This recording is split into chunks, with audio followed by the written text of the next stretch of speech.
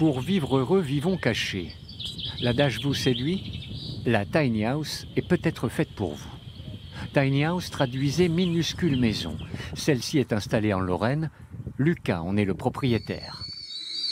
Il vit ici depuis quelques mois. Le minimalisme de la tiny lui va très bien. On y retrouve ce qu'on a besoin en fait. C'est surtout ça, on y retrouve l'essentiel et à partir de là, voilà, je pense pas qu'on vit tellement différemment. Moi personnellement, je suis encore plus heureux dedans. Pourquoi, je ne sais pas. Mais c'est son indépendance et puis avoir quelque chose qui nous convient et qui nous ressemble.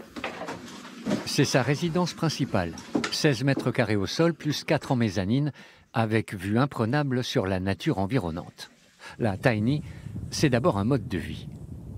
Nous avons voulu en savoir plus sur ces drôles de maisons et d'abord sur leurs fabricants. Ils sont une poignée en France à s'être lancés dans cette niche.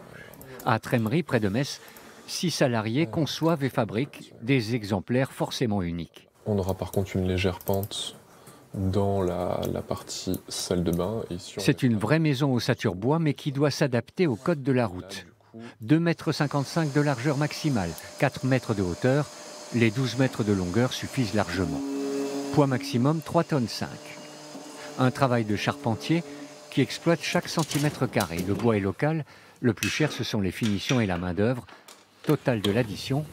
En général, on est entre 60 et 75 000 euros pour une tiny house qu'on va dire clé en main. Donc clé en main, c'est-à-dire qu'on va faire les plans nous, on va tout construire, on va faire le mobilier, donc l'ébénisterie, etc. Et vraiment, vous la recevez quasiment avec l'électroménager, vous pouvez aller vivre dedans. Chaque modèle est conçu avec son propriétaire. Nickel. Alors que les hébergements insolites se multiplient, des professionnels de la location commencent à s'y intéresser. On a beaucoup plus de demandes maintenant en proportion pour du locatif. C'est un investissement qui est quand même très rentable. On est sur 12-15%. Pourriez-vous en faire votre résidence principale? Peut-être pas. Mais pour les vacances, pourquoi pas? Dans ce camping des Vosges, on veut remplacer les mobil-homes, ce sont des passoires thermiques difficiles à chauffer en hiver, par des tiny house. C'est le projet d'Anne et Nicolas. L'investissement est conséquent, mais plus durable.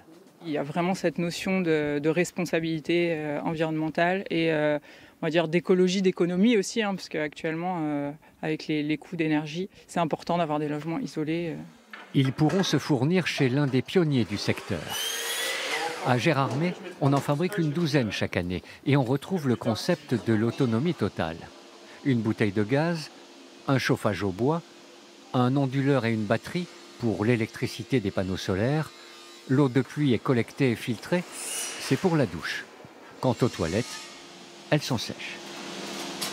Cet ancien dessinateur industriel s'est lancé dans l'aventure il y a 5 ans déjà.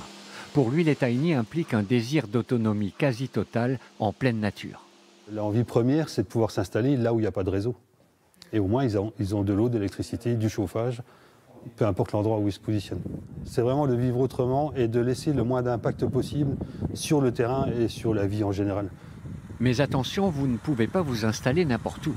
Même si vous êtes propriétaire d'un terrain, il devra être constructible et le plan local d'urbanisme de votre commune devra l'autoriser. Lucas, lui, se voit bien changer d'horizon cet été. C'est vraiment ça la démarche, hein, c'est de trouver un lieu auquel on est plus dehors qu'autre chose. Moi, les grandes vides, c'est pour ça, c'est vraiment voir dehors. Puis en plus, c'est quand même pratique parce qu'on peut la bouger. Et donc si je veux changer d'environnement, un jour j'aimerais bien avoir un étang devant chez moi, ce sera peut-être possible. Ces nouveaux escargots, vous en croiserez peut-être sur la route des vacances. Et vous les regarderez passer avec un soupçon d'envie. L'envie de ne garder que l'essentiel pour aller voir plus loin, découvrir de grands espaces sans changer de maison. Merci d'avoir regardé cette vidéo. Abonnez-vous pour ne pas manquer les prochains épisodes. À bientôt.